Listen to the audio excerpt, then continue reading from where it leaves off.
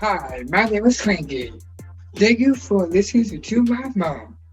I never listen.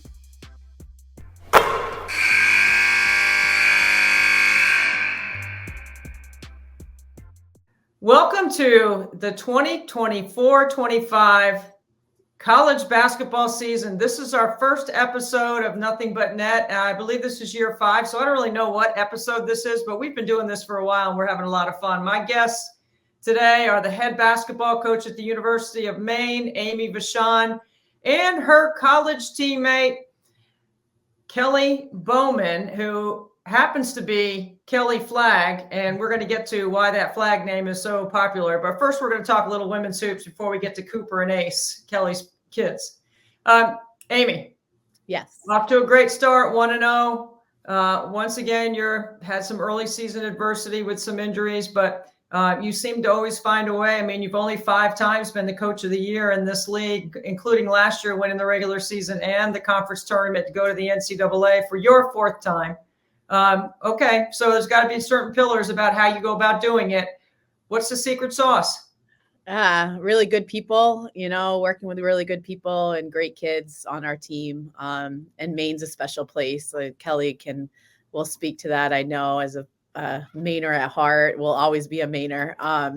It's just a great place, and you find great young student athletes who want to come here and work and buy into what your philosophy is, and it's just a lot of fun. So, and Kelly, you were teammates with Amy during your time at Maine. I know you guys had some winning seasons. You won and went to the tournament. You had a huge upset that you were a part of in 1999 when you guys beat Stanford in the NCAA tournament. Tell me a couple of things that you fondly remember about your time as a player at Maine. There are a lot of things that I remember fondly. Of course, I was one of those players that had a lot of injuries and fought through a lot of adversity. But I think my senior season was almost a storybook, season. We had won the conference championship every other year. And of course, my senior year, we don't have Cindy Blodgett anymore. People kind of counted us out, and we went on to have a really, really great season, losing in our conference championship. And we thought that, all was lost. And to sit there on selection Sunday and, hear our name called for the first time ever to get, an at-large, that was pretty special and memorable for sure. And then, to be able to extend our season and be the first team in Maine to, win a NCAA tournament game, and came really close to pulling off the second round. And that was really great. But, I remember that fondly. And of course, all my teammates who, were all amazing, and we were really close and had great relationships. That's what it's all about, right? Getting on the bus, traveling around with your teammates, having some stories that you can share when you get together. I know with me and my teammates from NC State, we tell the same stories. We laugh at the same stuff. We laugh at the things we thought we got away with, and all the fun that we had together. Amy, when you look back on all the fun times that you had as a player, how do you use some of those experiences to manage your team today? Yeah, I try to use a lot. I try to use what I liked and what I didn't like, with our team. I think looking back to my experience, and I think it's fair for really anyone who played college basketball or just a college athlete in general, but it's a lot of the times that you don't see, like other people don't see that aren't on the court, the times that you're with each other and the laughs and the tears and, all of that kind of stuff are just things that bond you. And I look at our team, every year and how they grow together and who leads and who doesn't and just how they develop. And it's just a really cool thing. And it makes me think back to when we were in college and all the silly things we did and said. But when it came down to it, we loved each other so much and we had each other's back and would do anything for each other. And I think that's still today, to this day, we know we can lean on each other if we need something. So.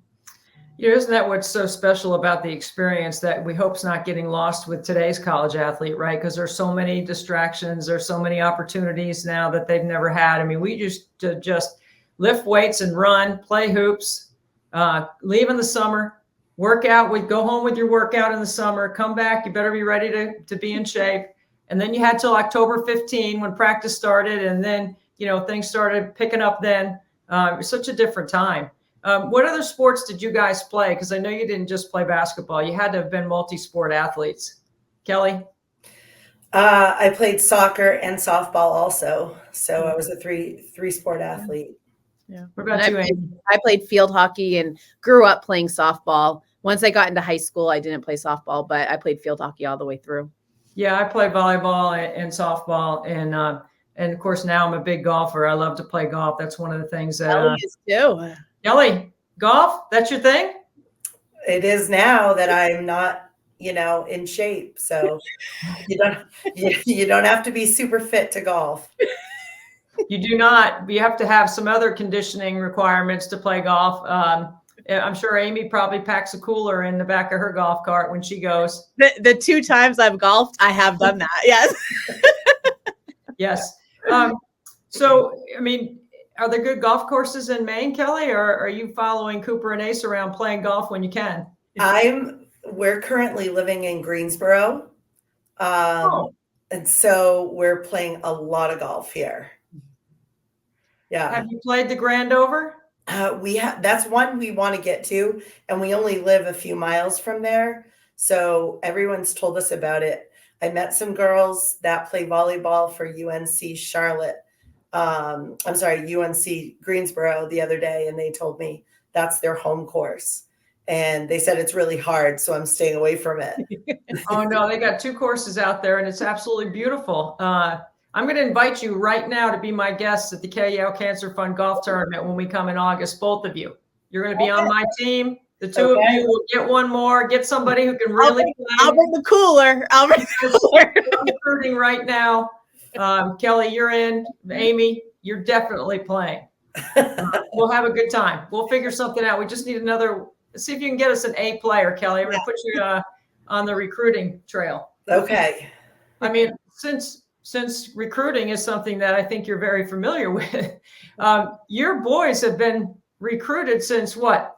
6 years old, 7 years old? I mean, I'm not exaggerating, Yeah. right? I mean, how far back has it been for you and your husband managing the schedules that you guys have with your young men? Their schedules were really crazy starting in about 3rd grade.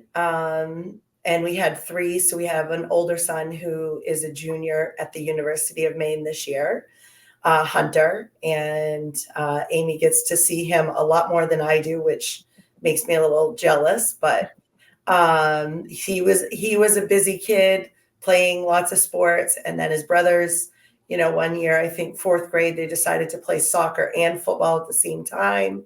All basketball players, baseball. So we were constantly traveling. But as far as recruitment, that really, picked up probably 7th, 8th grade, where, we were having conversations, saying hello to coaches as they pass by and, that kind of thing. So we knew at that point that was on the radar.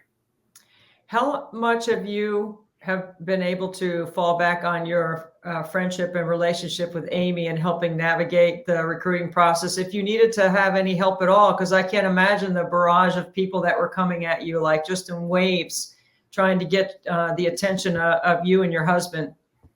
As far as Amy, not a lot. We just gossip and catch up, when we talk. We talk basketball, and I fill her in on everything that's going on. But we've been really fortunate. Andy Bedard has been the boys' AAU coach from 4th grade all the way up through to last year. And he also played with Amy and I during our time at UMaine, was a great player himself. And, his advice, his, knowledge of, how the recruiting process kind of worked was kind of invaluable. Although I say invaluable, but it's changed. The landscape has changed so much from when we were players, and the way things sort of work. Of course, the NCAA rules change from year to year anyway. Nobody knows that better than Amy. They're constantly changing live period and dead period times and how that all kind of works. So, it's been kind of a whirlwind. And then, with Cooper reclassifying a year, it made it a little bit longer in some ways because we dealt with his recruitment. And then, this past few months, we've been dealing with ACES stuff. So it's been a busy couple of years. When did you make the decision to send them to Montverde Academy, and how did that come about? Because he's 17 right now, Cooper is, in college, playing college basketball at the highest level with a lot of expectation and anticipation, but it feels like he's been living that sort of lifestyle on the basketball scene since a very young age. When they were in 7th grade, we got an opportunity to go play in the Maine circuit, which at the time was the sort of the feeder program for the Nike's EYBL circuit. Mm-hmm. And so they were playing a national AAU schedule and getting a lot of eyes on them and a lot of attention, in Cooper especially. And we didn't know anything about really Montverde Academy, or even that there was a national. It's not something that's on the radar of people from Maine. So, we were approached about maybe looking at some other high school options for them, even before they made it, got into high school at Nokomis in Newport, Maine. But for us, was really important for all 3 of our boys to be able to play at least 1 year together. Hunter was a senior when Ace and Cooper were freshmen. And our high school had never won the state title. And it was always kind of a pipe dream, for us as we were raising our kids, not only for us, but our best friends all had boys, all the same age group. And that year they all played on the Nokomis team, and they were able to win the state title. But it was pretty obvious to us even before then that them being in Maine for 4 years wasn't going to be what was best for their development in the long term. And a lot of people think, oh, you just sent them to Montverde because Montverde, wins, and you just wanted, to win or to get money or whatever it was. Our sole motivation was for their development. And we didn't really even care about, not that we didn't care about the national championships, because that's always fun, but for them, the development of their game, to practice every day against other, 4 and 5 star guys. Was the motivation? Just, if you walk into your gym and you're the best player in the gym, it's time to find a new gym. And that's always been our philosophy. So, that was really it. Don't you find it interesting how many people weigh in on what you need to do parenting your own children? I'm the mother of 3 boys. I have 3 boys. I know what you're saying about boys. My kids are a little bit older than yours, but my youngest son is a walk-on 5th year at Louisville. So you will see Patrick Antonelli at some point this season, probably dunking in warm-ups, maybe not playing, but you'll see Patrick. But it's interesting to me how people try to tell you how to discipline your kids, what's best for your kids, and nobody knows better than the mom. Don't you find that to be interesting when you're making and helping your kids navigate through decisions that you had no training for or no idea? You're just trying to do what's best for your kid. Yeah, and I think with that, it's been all about our circle, and we've kept our circle really, really small. And the opinions of the people that matter to us, that's all that we listen to, and we try to block out the noise. It doesn't mean you don't see it, but yes, it's fascinating how everyone, is it the keyboard warriors are like, perfect parents, and they know all about basketball and what you should do. It's incredible. There's a lot of experts out there. So let's talk about parents at games, because I think this would be an interesting topic, right? So I'm going to tell you me first. Okay. And then So my son, Patrick, did play 4 years of D2, and last year he did have a labrum issue. So that's why he actually has 2 years of eligibility, the COVID and the red shirt. So when we would go to the games, D2, there's not a lot of people in the gym. And I made sure that his coaches knew that I'm here to be the mom. I'm not here to tell you to call timeout, put my kid in, run this play, yelling at my kid to shoot it. I actually say nothing. I don't even cheer. And sometimes I don't even like sitting next to my husband because I don't want him to lean and say something. And then my body language is like, so I kind of keep to myself a little bit. And it's not because of I'm trying to be separate or arrogant, or I just really want to be the mom. And I don't want anybody to misread anything that happens in the gym. Let me ask Amy first, because Amy, I know from college coaches all across the country that parents are still calling head coaches in college. Like, I think it's crazy. I think parents shouldn't be calling coaches, but I know it happens. What's your take on that? I mean, I've been very fortunate that parents don't call me. I mean, we talk to our parents when we see them on the road. We are very fortunate they come to a lot of our games. But as far as that, like calling it, I've been very fortunate with that. But yeah, I mean, it's different. It definitely used to be, I think it keeps going. I mean, Kelly, can you imagine when we were in college, if someone called our coaches, we would be like, what is happening? And now it's almost a little bit more, I think, normal, which is, I don't know. I don't think it's great, but our world is changing, I guess. I don't know. So. Yeah, Kelly, I was watching the first Duke game and they were characterizing you as tough. And you were sitting there watching the game, and I was wondering, well, I wonder what Kelly really is like, because I talked to Amy, and when I called Amy randomly because I was interested in a rules thing, and then that's how I found out that you guys were teammates. I wasn't even thinking that. I would describe myself as okay. So it's tricky. I don't know how to say this.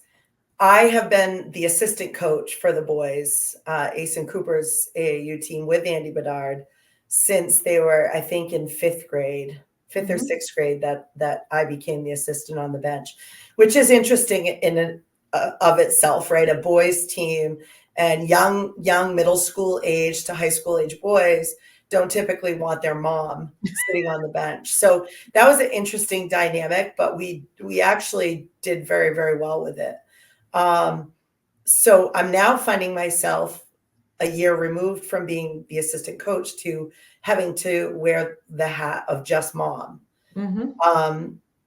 And I think I've done pretty well with it. I cheer. I'm one of those moms. I do cheer, but I cheer for everybody. I cheer for everybody on the team. I cheer for people making the right plays, including my own. I want them to make the right play. Mm-hmm. But I definitely, I'm tough. Like, I'm a tough critic, Coop, I think against, who was it? Arizona State. And he had, 22 and, 8 or what, I don't remember what his stat line was. The only thing that I was focused on, he missed 3 free throws. And I was so like, what are we doing?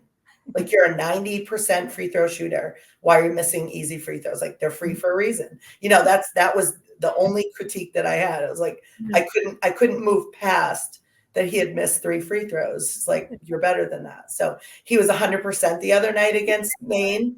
And I was very much more pleased all around with this game.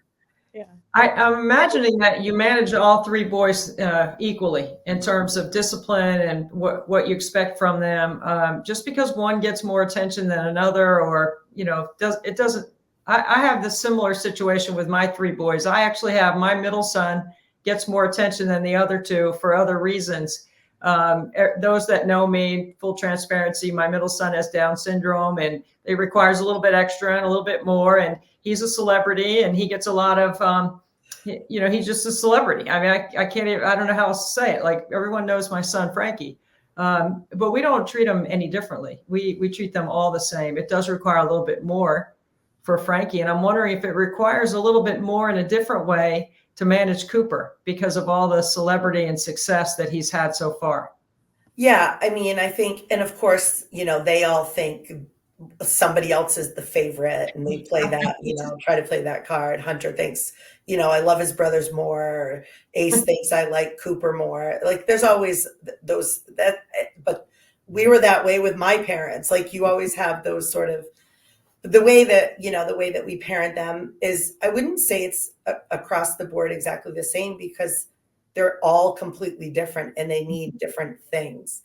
Sometimes one of them might need some tough love, and some of them, one of them needs, more compassion or more, more of your attention, like you said. So it's a little bit different with Cooper. I am helping to sort of manage all that's happening in his world to alleviate the burden from him so that he can keep the focus where it needs to be. So I'm shouldering a lot of those meetings and conversations with agents and things like that, so that he doesn't have to focus on the wrong things.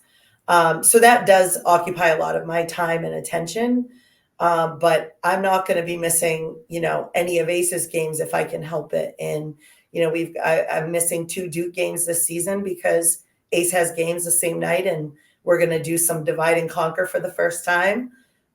We've never had to do that. And so our friends who have sons and daughters have had to kind of do that before. And we've always been really lucky that they've been on the same teams.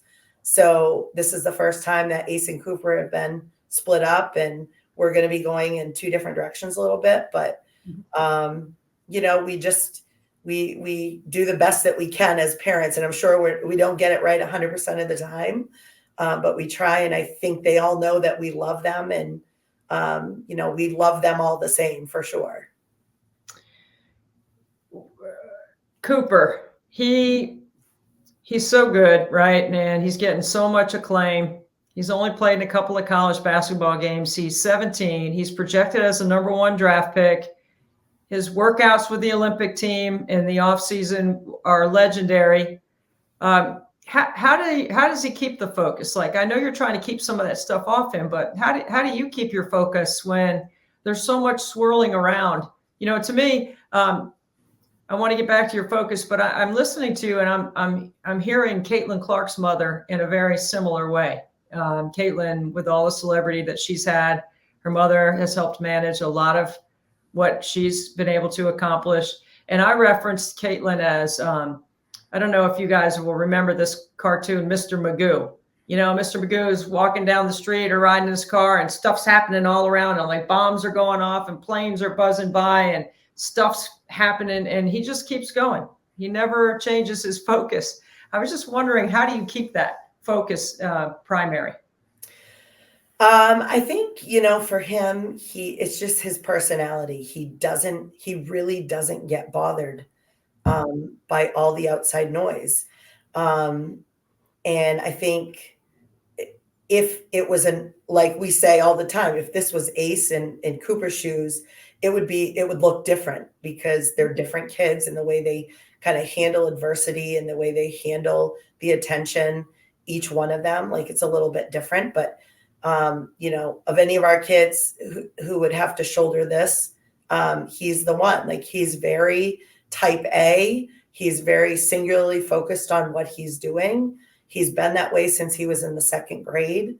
And I think he also, coming from a small town in Maine, has had to work really, really hard to get to where he's at. And coming from a small town, like that's almost impossible, right? He's the first one to have ever made it in the national spotlight in this way. And so he knows that it can be taken away at any minute. And we all know that, and we don't take that for granted at all. We also, we don't buy into rankings. Like, that really doesn't mean a whole lot of anything. It's an arbitrary number that some person has, said this is where he's at, but we just remind him every day, like, all of that goes away if you lose your focus and you don't keep the main thing. No pun intended. Yeah. A good pun. I like it. Yeah. The main thing, right, Amy? Isn't that what you're doing with your players right now? It's really no different. No, it's not. And I think, as someone who has known Kelly and Ralph, by the way, happy birthday to Ralph Kelly. For a long time. I think it's incredible how they've raised all three of their sons. And, it's, they have done a really just amazing job of keeping them humble, all of them. Any one of those boys, when they come to Maine, they are rock stars and they are celebrities. And they do a really good job of having them enjoy that, but also, that's why they are who they are, because they've done such a great job raising them. And it's been nice to see from the outside in. And what Kelly said, I think, is really important about keeping her circle small. Everyone wants a piece of Cooper and everyone wants a piece of Kelly and her family. And they're doing a great job with it. So it's so fun to watch from the outside. I'll tell you that, and get a little bit of insight once in a while.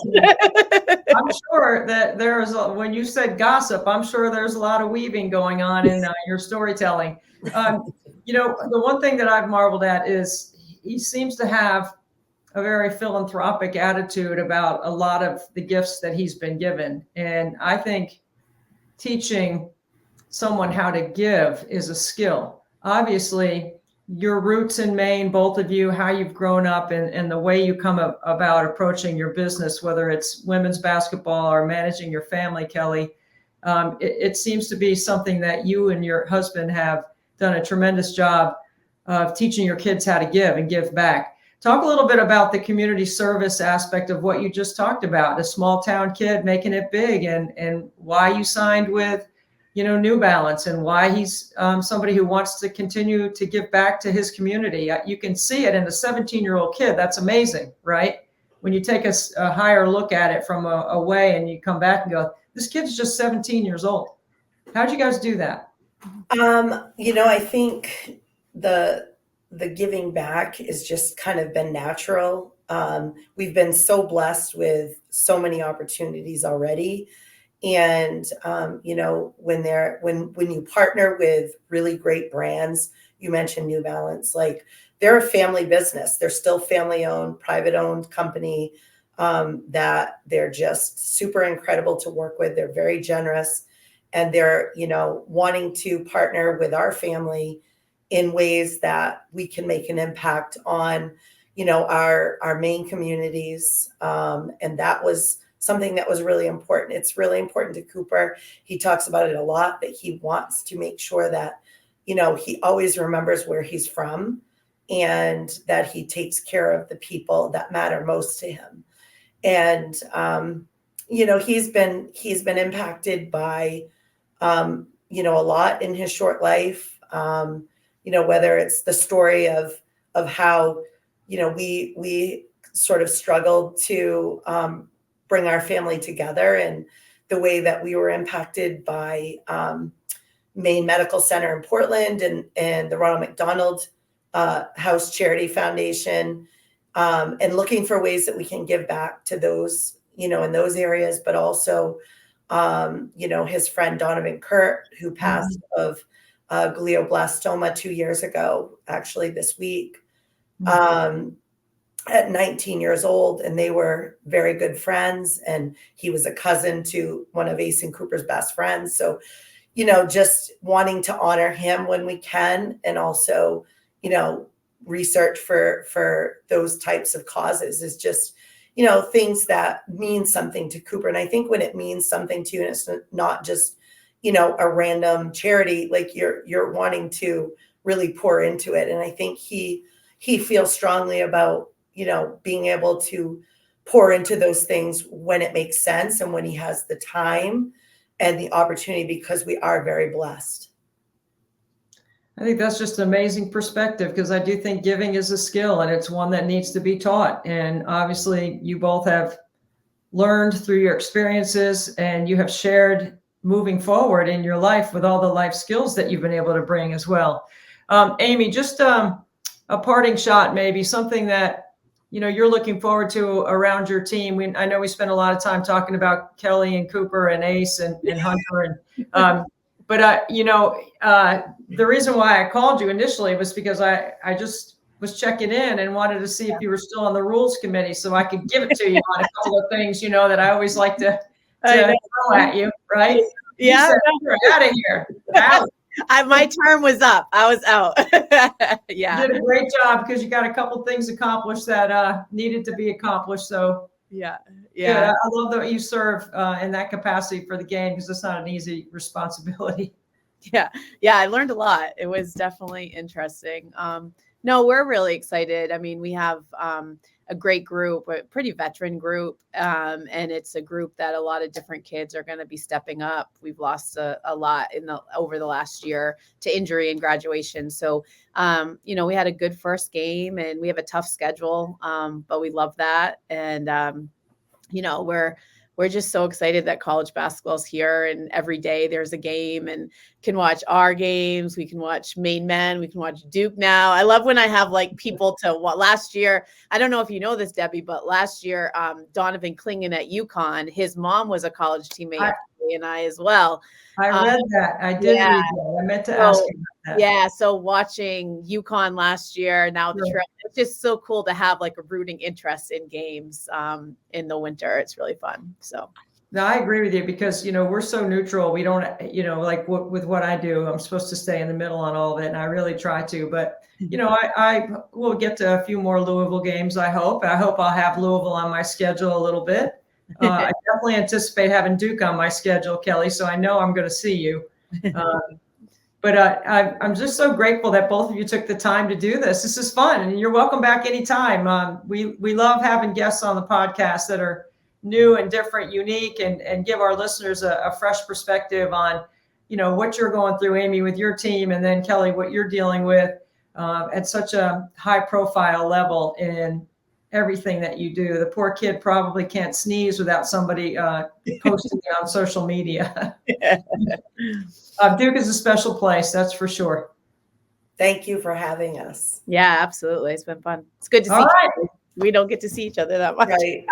So, yeah. Well, thank you so much for being on the podcast. That's Amy Vachon, the head coach at Maine. Thank you, Amy, who going to be pushing her team towards another NCAA tournament. And then Kelly Flagg, mother of Hunter, Cooper, and Ace. And we're so glad that you could be with us. Thanks for being with us on Nothing But Net.